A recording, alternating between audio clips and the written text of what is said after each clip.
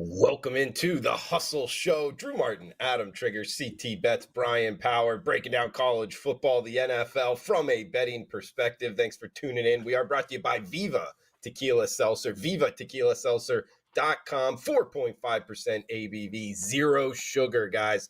Watch that hangover. It's available. You see the four flavors there. Hustle 20 at checkout, vivatequilaseltzer.com is where you can get it ordered to your house. Going around the horn here, we got Adam Trigger. We'll go down in order here at Top Flight SI, wagertalk.com. Trig, welcome in. How you feeling? I feel good, Drew. I'm on a nice football run, 8-1 on my last 9 football plays. Already have 2 college winners for the week. Swept on Tuesday night with Middle Tennessee State and Liberty. So yeah, I'm feeling good. Winning week in college football and NFL last week. And that's pretty much correlates. If I'm winning, I'm feeling good. If I'm losing, I'm miserable and I want to break things. So, I'm glad it's not the latter right now. Feel good, ready to talk some bets with you guys. All right, hopefully no breaking things on the show here, boys. CT Bets 16 on Twitter. Chris Thurston. CT, welcome on in. How you feeling? Drew Martin Bets, always a pleasure. I'm doing great. Thank you for asking. Yeah, it's been a good start to college football for me, Drew. 5-1 this past Saturday in college, and kicked off this week with another winner as well with Middle Tennessee State. I was on that with Trig as well. All posted. Look good, feel good is my motto, Drew. And damn, I always look good, and I always feel good too. Boom, boom. CT Bet 16 on Twitter. We got Bryan Power as well, stepping up and in here on Thursday. BP, welcome in. How are you feeling? Hey, I'm a little under the weather, quite frankly, but I'm here. The weekend was good. Had another 5% winner on Arizona State. Last night's college football play was not so good. Sam Houston, I might have to cross them off the play-on list. I gave them one more try. They no-showed in the first half, but got some Thursday plays. Going to have some big plays for the weekend, and I'm ready to roll here, Drew. Hopefully another NFL Thursday winner, just like last week. The over, they don't make them that easy usually every week. So we'll try, though, here at the end of the show. Yeah, done jumping on Sam Houston. What about going against Jerry Kill there in Las Cruces? I don't know, the New Mexico State side. But, hey, it is what it is. That's water under the bridge anyway, guys. Trig, we got a recap of the contest, the Viva Contest. What do we got to put out there? Yeah, it was actually, I doubt anyone other than me was actually following the contest in real time, who picked what. But we had a great ending because we had a couple people on Georgia Tech, and then we had someone on Arizona in the nightcap, which would have won by 1 point. Now, obviously, Arizona goes on to lose in triple overtime. And so we're going to just we're going to give the Viva to anyone that had Georgia Tech. There was 4 people, except one of them was Steve Thurston, who owns Viva. So we don't have to give him any Viva, but we will give him a shout out. Steve Thurston picking Georgia Tech. That was a great call. And what a finish to that game. Drew Martin Betts, were you at that game? Did I see that on Saturday night? I was at the game, Trig, and I left. I was walking down the turnstile, and I see one of the bar TVs. I'm walking out with my girlfriend. I'm like, how did Georgia Tech get the ball back? And then I ran back out there and watched the ending. So that's how it ended for me. Drew, what was was everyone just shocked? What was it like being there when crazy. That happened? Thank you for asking this, Trig. I made a point to stand there. We were standing there and just watching everybody walk out and look at their faces so down and out of it, because there was no Georgia Tech fans. There was all Miami. And Trig, this was the first time in 5 years Miami Hurricanes have started off the season 4-0. So it was a really good atmosphere for the majority of the game. They were pumped up about it. And sure enough, it was just smash. Man, their hearts were just ripped out. And seeing people's faces, I actually felt bad for them. CT, you're on mute. Sorry, I don't understand what Crystal Ball was doing. It's mind blowing. And want to know what this goes back to? And I'm big on this. And I'll go back to the national championship, because I think Kirby Smart had a huge advantage over Ryan Day in the national championship because of this. And let's see if you guys remember. Do you remember the best timeout that was taken in the national championship last year. It changed the whole game. Was it? It was the national semifinal, right? The Ohio State Georgia game. Sorry, yes. Yeah, it was on New Year's Eve. It was on New Year's Eve. Yeah. It was before the field goal, right? It was like right around the field goal being kicked. It was Ryan Day draws up a great. It was 4th down. They're getting ready to punt. He calls a great play. They fake punt it, but Kirby Smart runs down the sidelines, sniffs it out, calls timeout just in time. The play did get off, and they run a play that would have got a 1st down. The timeout is actually taken. They stop the play, redo. Ohio State has to kick the ball. I think the reason why Kirby Smart was able to do that is because he lets his offensive coordinator be an offensive coordinator, and he lets his defensive coordinator be his defensive coordinator. Ryan Day wants to call the plays. He has got way too much. He's not keeping track of the clock. And I think that's exactly what happened to Cristobal. He's trying to do too much, loses track of what's going on, doesn't realize that he could just take a knee and win that game. I don't know that for a fact, but that's my opinion of what happened in that game, Drew. Oh, CT, I love what you just said there. I mean, the head coaches that call the plays, I hate that for sure. And you just broke it down great, guys. I second that 100%. The coaches that let each coordinator call the plays on each side of the ball and they can kind of manage the game, that is worth a lot, in my opinion. Well said, CT. I just wanted to add something on Cristobal's history. Somebody actually shared on Twitter Miami at the end of all their wins this year. He wasn't kneeling in any of those games. Apparently, this is something he does. Like he just runs the ball. And somebody also brought up, I love when people can actually like remember this because, after 2 weeks, I sometimes forget what happens in these games.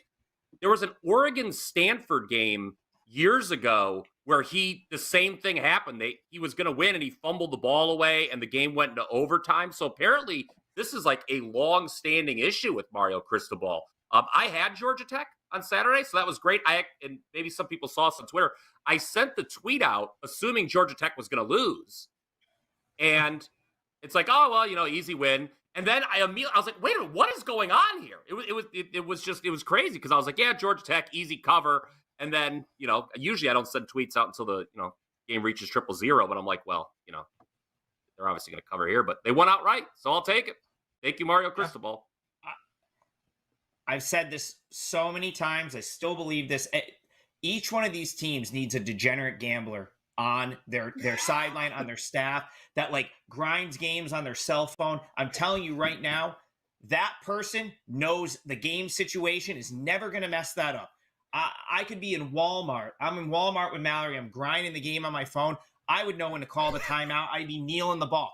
I'm telling you right now, some of these guys, they don't watch enough games on TV. Like they watch film and they're just like like Chris was saying, they're just like wrapped up into doing too many things and it costs them at the end of the game. Like I'm telling you, best person to manage a late game situation is a degenerate bettor that has money on the game. Hands down. You know what, Trig? I've thought that as well. And I don't disagree with you, the degenerate gambler thing. But I've always thought like somebody from like the math department at like the university, like if you're the head coach for Auburn, like you should go grab like a really smart person in the math department and then just have them next to the head coach or she and be like, all right, at this time we call the timeout, like planning ahead. I don't know why coaches don't do that.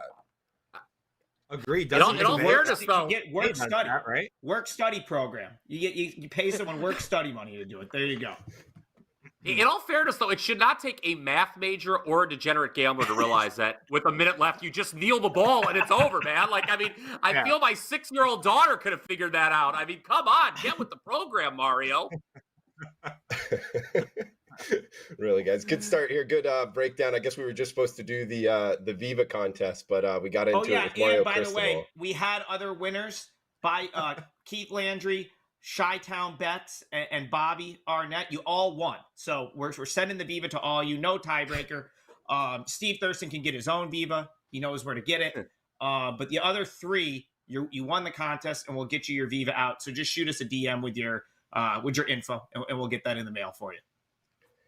And I guess last thing on Mario Cristobal, Trig, I don't know if you guys remember. It just something about him. I know he's a good recruiter. I don't know about head coach, but do you remember he was actually the head coach for FIU and actually had the program like going to bowl games, and then just all of a sudden he was fired? And then FAU, I don't know why they did that. I always wondered why that happened. I feel like something behind the scenes with him might. I don't know. Just wanted to throw that out if you had anything. I don't even remember that. That's how he got it. 10 years ago? Yeah, that was like 10 years ago, maybe. Time ago. Yeah. So was he before Butch Davis then? He would have been before Butch Davis? Definitely. Okay. Yeah, our FIU head coaching from 10 years ago is, I guess, on the fringe. But, guys, let's go to Big Game Breakdown here. We got Big Game Breakdown. We got best bets each and every week. Comment below if you agree, disagree, whatever is welcome. Thursday night, 7 p.m. Eastern time right here on the Wager Talk YouTube channel. I'll start us off because this game goes in 15 minutes, guys. I'm going on the over in the ECU SMU game. And I know that the total was 54.5. And now it's down as low as 49. So we've had almost like a 5.5 point move here towards the under. I'm bucking that to the over. And first off, I don't mind being in the minority, particularly this year with college football, because the moves have really not been all that good. And I can see why people are betting the under. SMU offensively hasn't been as good as a lot of people thought. ECU really hasn't done much offensively all season long. But one thing I really take is like the matchup of head coaches coming off of a bye week. And Rhett Lashley, the head coach for SMU, he's an offensive guy. He was a long-term assistant under Gus Malzahn, and something I remember from watching a lot of Gus Malzahn at Auburn, Arkansas State, even at UCF, and Rhett Lashley when he was his OC, the week after the bye week, offensively they would explode. So I'm actually looking for that for SMU here. Their quarterback, Preston Stone, is a highly recruited kid. He can really throw the ball when you watch him. He really hasn't come, fully in tune this season to getting the offense going. And on the other side of the ball, ECU, like I mentioned, they haven't done much offensively, but each of their last 3 games, they've gone at a higher tempo, including their last game, the highest tempo they went all season, under 25 seconds in between each snap. They're off of a bye week as well. So, both teams are probably going to have plays written up that the other team hasn't seen on film. All of that saying 49, not a high total at all. AAC action on ESPN. I bet it up and over. That would be my big game breakdown. Trig, do you have a big game breakdown you want to throw out there?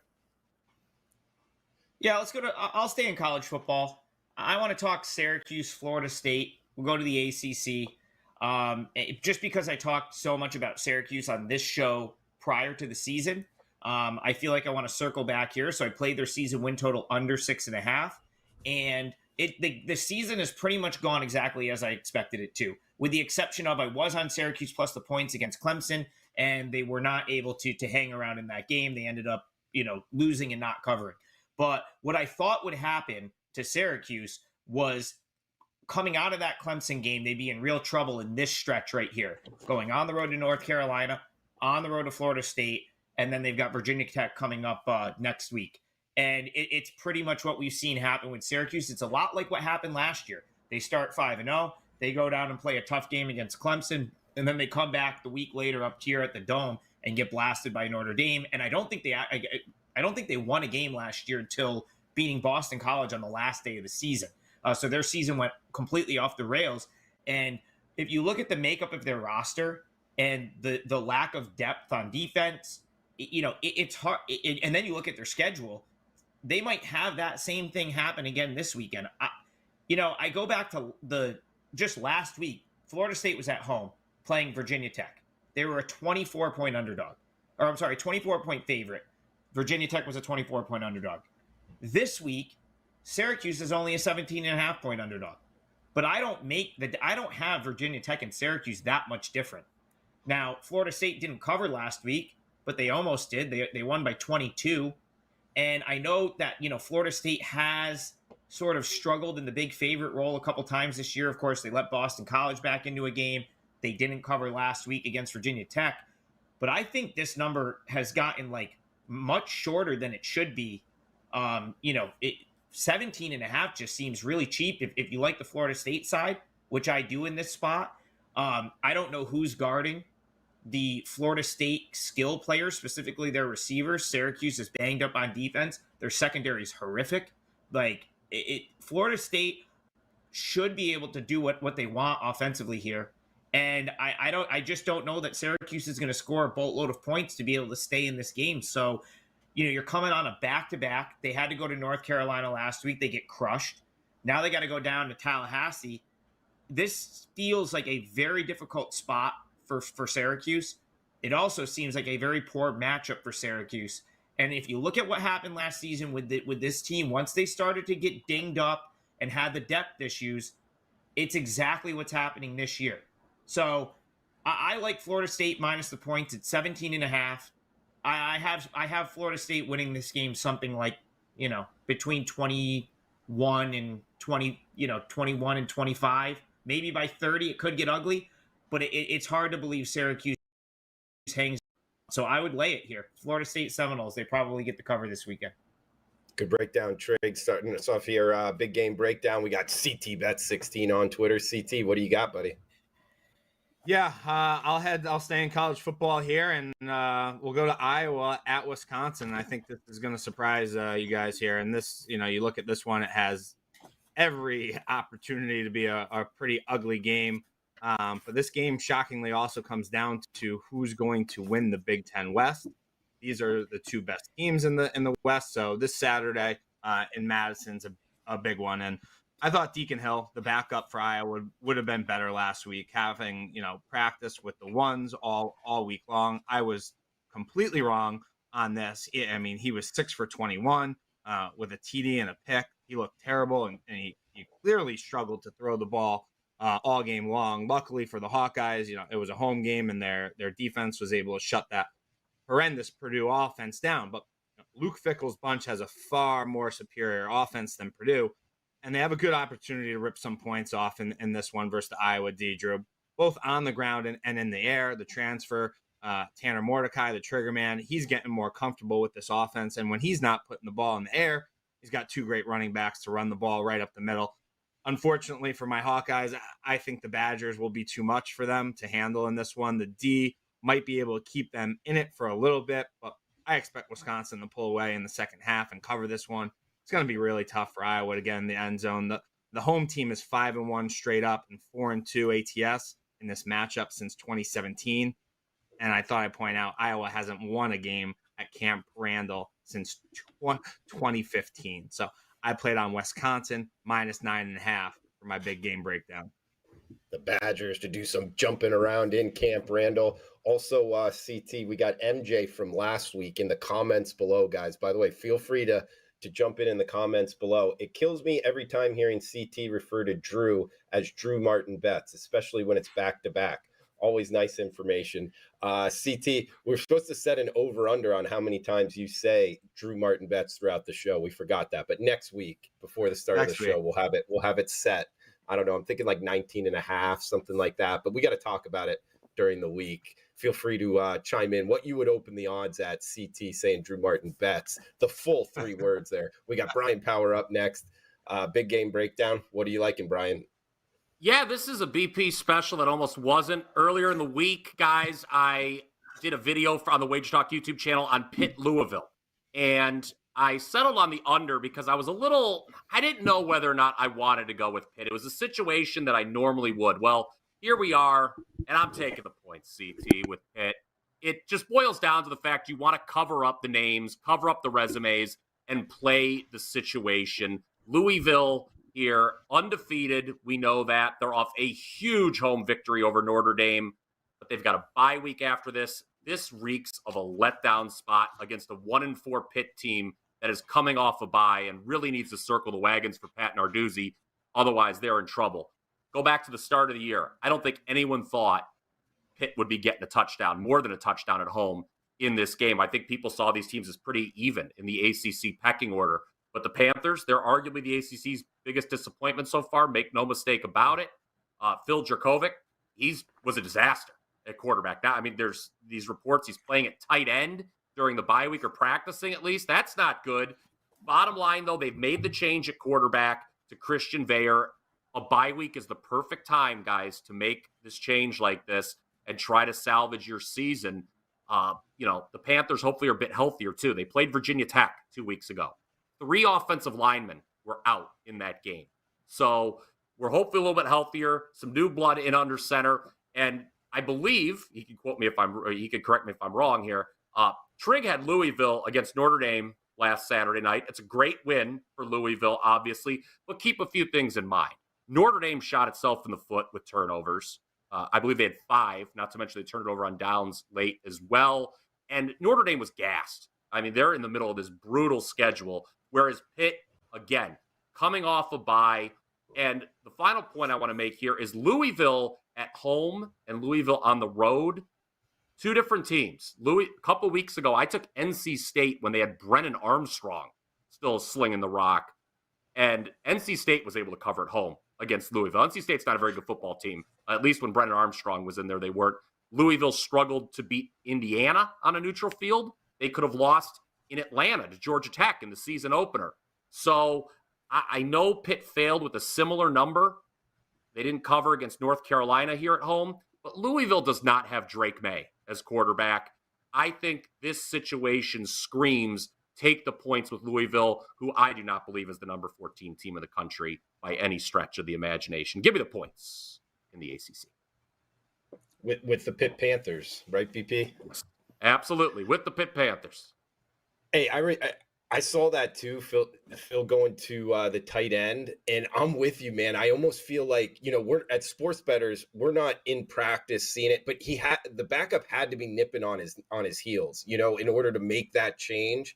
So I don't know that I would downgrade him all that much. And like you, in my opinion, correctly pointed out, it might actually be new blood is a good thing for that offense going forward. So this could be like a turning point for Pitt moving forward, right? Absolutely. And you look at the total yardage in Pitt's games, it's not been lopsided. It's just been, I don't know. I mean, when they played West Virginia, both teams had 211 total yards. The Pitt defense has done its job. If they can just get some plays from the quarterback position, I don't think, staying within 7 is that hard. And given the spot Louisville faces, again, Louisville was down 10-0 at the half on the road to NC State. So I don't know. To me, it's a hold your nose special. These are the kind of plays I live for. Give me the Panthers. I like it. We got Danny in the chat box saying, question for the Hustle crew before we get to best bets. Is Iowa a potential teaser leg? I know don't tease college, but a 34 over-under is so low. I think that's a great point because I would normally say don't tease in college, but I do think it's sort of correlated with the totals. Totals in NFL are normally lower. It's like if you're ever going to tease like an Army-Navy game or something, maybe that is a case where you can tease college. So I thought that just like the setup for teasing that game because the total is so low is there, Danny. I don't know. I didn't personally. CT, I know you broke down that game or anybody else. Do you guys have anything here for Danny on maybe teasing that Iowa Hawkeyes game? My opinion on that, Drew, is the only time I've ever teased a college football game is if you have somebody that lets you leave the other spot open. That's the only time I've ever done it. So if you have an offshore book where you could do an open teaser, meaning you could tease the Iowa total up or down, leave the other spot open, close it whenever you want. I'm not going to sit here and tell you, what you should do. I'm guilty of it. I've done it before. It's not something I do very often. But he could be, his logic behind what he said on the total isn't wrong. This has every opportunity to be a very, very low scoring game, guys, as you, the other 3 of you know. The only problem that I have with a teaser there, so it's the Iowa. Yeah, is that it doesn't fall in, like, even if there's a low total, the teaser leg doesn't cut across the right key numbers with the 9.5 point spread. So like for me, I probably wouldn't do that, but I don't hate the idea of teasing college if it fits and the total is extremely low. Like if you get like one of these low 40s high 30s types total, why it shouldn't matter, right? Like, because that's the whole argument with not teasing college football is, there's so much more scoring that the totals are higher. But Right. if you're going to have a game with a 39-point total, then it shouldn't matter, in my opinion. As long as you're getting minus 110. If you're not getting minus 110, Yeah, if you're getting minus 110. Sure. Love the question, Danny. Thanks for that. We got another one here from Steven. Hey, guys, when you in-game bet on a game you bet beforehand, do you bet more or less? Just interested. Thanks for the great information. Well, thank you for the question, Steven. I used to do that, like bet more in-game. But to tell you the truth, I don't anymore because I lost money doing that, and I just kind of like cut it off. So that's my answer, Steven. Anybody else want to give Steven any advice on that? I'm not a big in-game guy. I bet half times a lot more than in-game live. The only advice I have on if you're betting live, wait until it's a commercial, because I know we've talked about this before. You're 30 to 45 seconds behind of what's actually happening. So if you're going to make a live bet, please do yourself a favor. Make sure it's a commercial. Trust me, when I didn't know what I was doing years and years ago, I've gotten burned by it many, many times. So that would be my advice on that.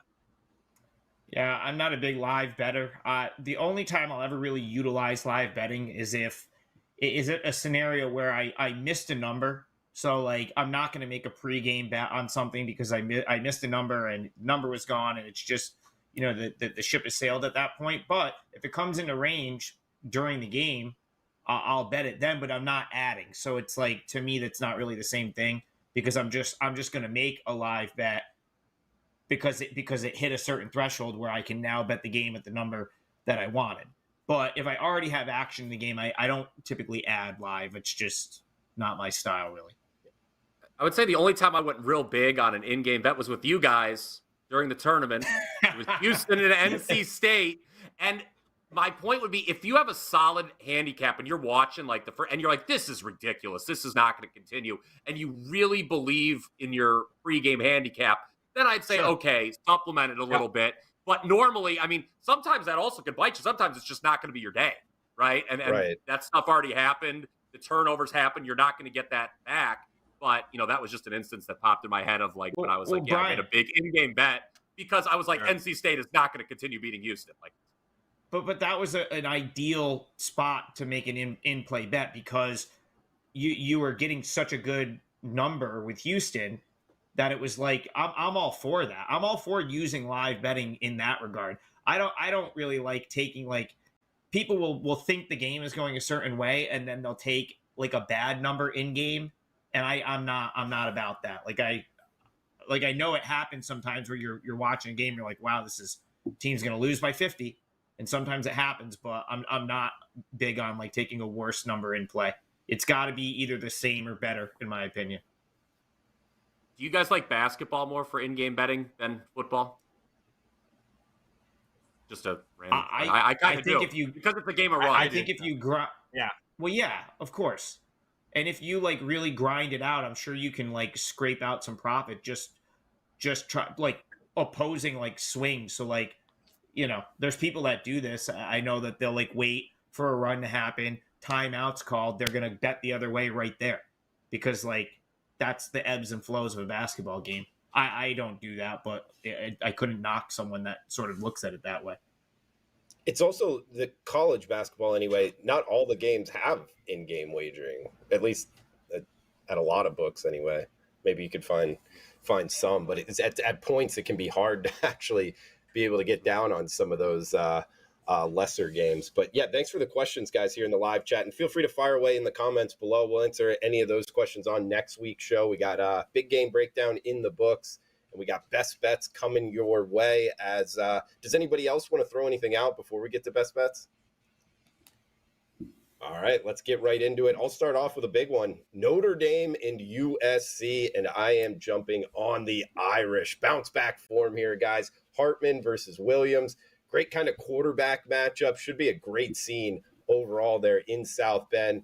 And Trig talked about this at the top, guys. I mean, USC coming off of that Arizona game, I think it really shows their defense and them being kind of overpriced in the betting markets. I love to go off of how did games finish, not only the final score, but where the odds makers, where the line was. And sure enough, the last 3 games, the USC Trojans have lost against the spread by 55 total points. So they have been hugely overpriced of recent. They're just 2-4 against the spread overall on the season.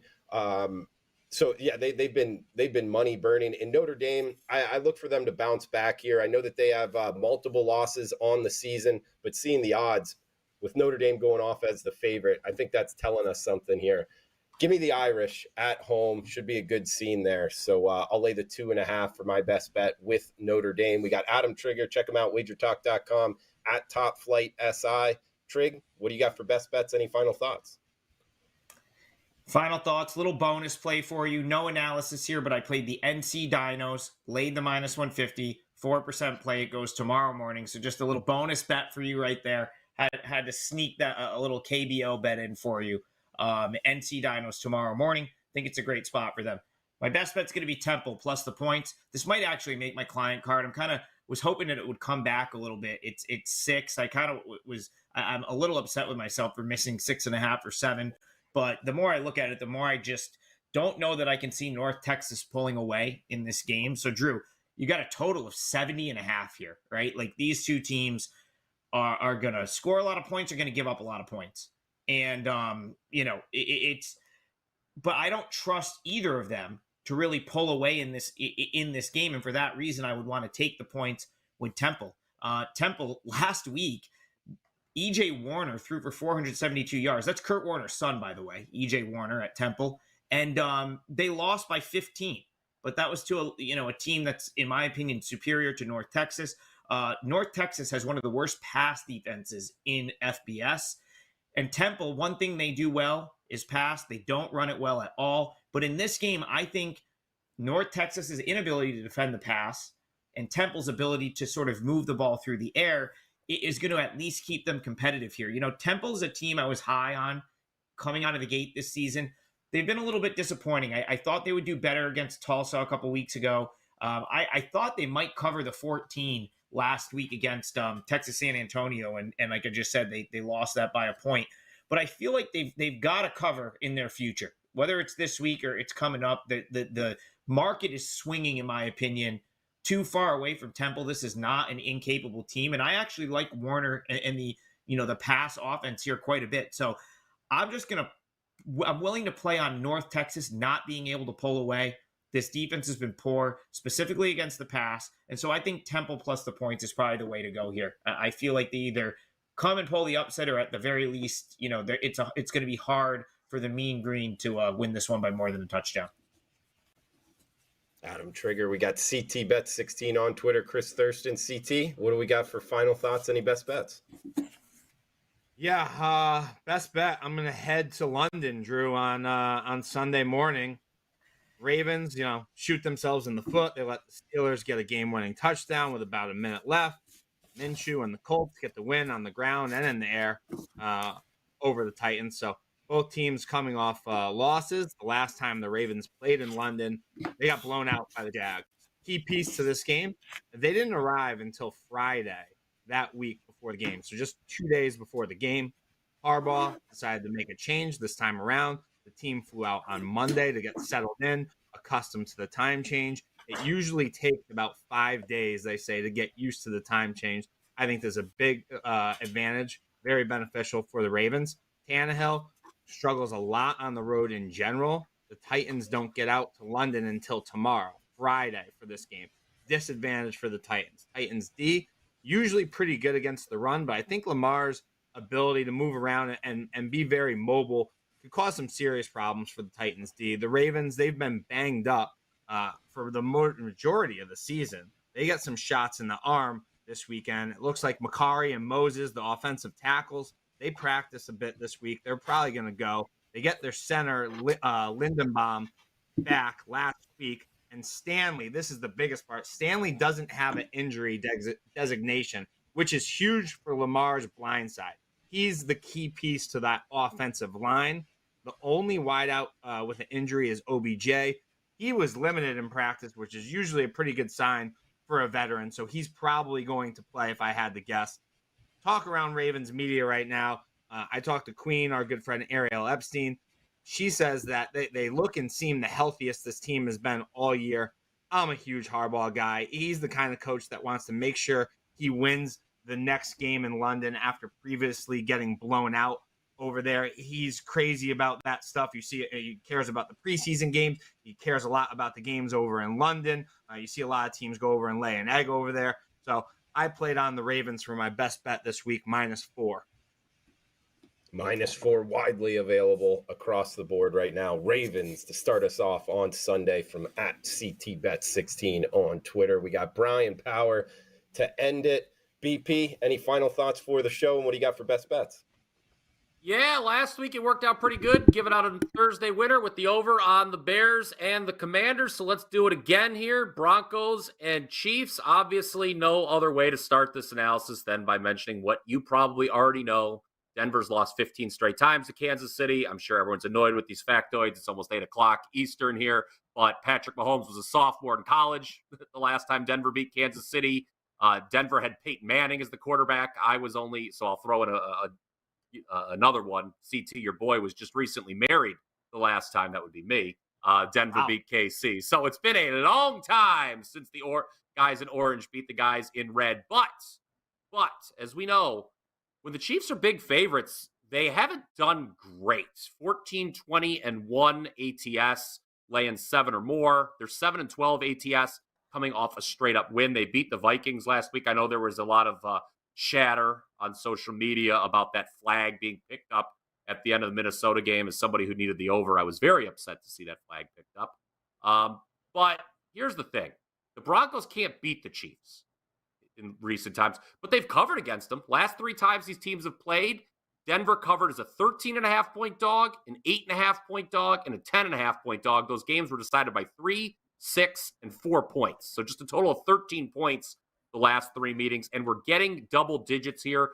Double-digit division dogs, I don't need to tell you guys, generally a very solid bet. 51-30-4 ATS run. Denver, I know they haven't covered a single spread this year. They had the push with Chicago, but it should be pointed out, 4 of their 5 games have been decided by 10 points or less. We remember that debacle against Miami where they were humiliated. But other than that, if they don't have the late defensive touchdown go against them last week versus the Jets, all of their losses would be by a field goal or less. They've been competitive except for the one game. Yes, Kansas City's an elite team, but Thursday night, Travis Kelce banged up, wind. I just think strange things happen in these Thursday games. And, if Kelce is banged up, keep in mind, we saw it the first week of the year on a Thursday night, ironically enough. The Chiefs receivers were just dropping the ball left and right. I think Denver can stay within this number somehow, some way. Sean Payton, my goodness. You got to show some pride here with this team. Get this operation going. So I'm taking the points on Thursday night with the Denver Broncos. Locked in at 11. Game kicks in about 30 minutes here, guys. So you got a little bit of time to get it in. And guys, remember, Viva Tequila Seltzer, proud sponsor of the show. We're happy to have them. Check them out, vivatequilaseltzer.com. Flavor, they nailed it. With a range as bold as our bets, huckleberry, elderberry. We got grapefruit, watermelon. Did I mention the artisanal Blanco tequila? It's a sip of pure genius that pairs perfectly with those triumphant moments we live for. #Viva Vibes. Grow up, drink tequila. Check them out. vivatequilaseltzer.com. Use the promo code HUSTLE20 at checkout. It takes 20% off of your order. HUSTLE20 if you're in the state of Florida. Check them out at Total Wine as well. For Adam Trigger, CT Bets, Bryan Power, I am Drew Martin. That does it for the show. Smash that like button. Comment below. Questions, where you agree, where you disagree, what you're betting. All is welcome, guys, in the comments below on YouTube. That does it for the show. We'll be back next week. Cash those tickets.